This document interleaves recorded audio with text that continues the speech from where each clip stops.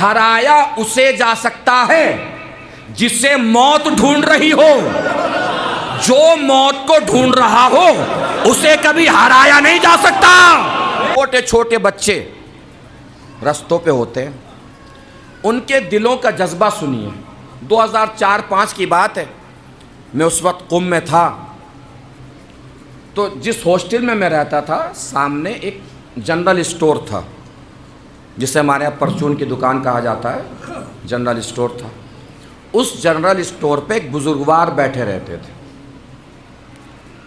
نئے نئے ہم گئے تھے تو ہمیں جو بھی نیا جاتا ہے اس سے زبان سیکھنے کا شوق سب سے پہلے ہوتا ہے، تو ہمیں بھی فارسی زبان سیکھنے کا شوق تھا، لیکن ہر زبان کتاب سے جلدی اہل زبان سے بات کر کے سیکھ لی جاتی ہے۔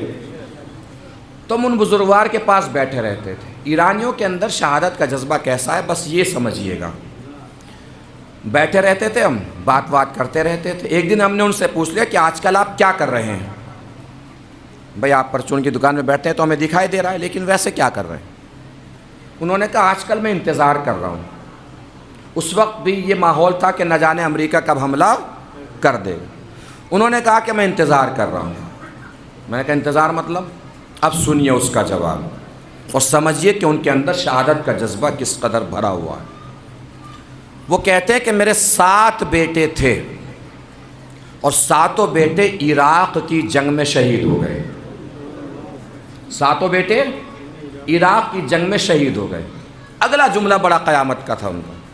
انہوں نے کہا میں اپنے بیٹوں کے سامنے شرمندہ رہتا ہوں کہ وہ شہید ہو گئے، میں زندہ باقی رہ گیا۔ میں چاہتا ہوں کہ کب امریکہ سے جنگ شروع ہو اور کب میں میدان شہادت میں جا کے اپنی شہادت پیش کروں، تاکہ اپنے بیٹوں سے نظر ملانے کے قابل ہو جاؤں۔ سمجھے آپ ان کے اندر جذبہ شہادت کس قدر بھرا ہوا ہے؟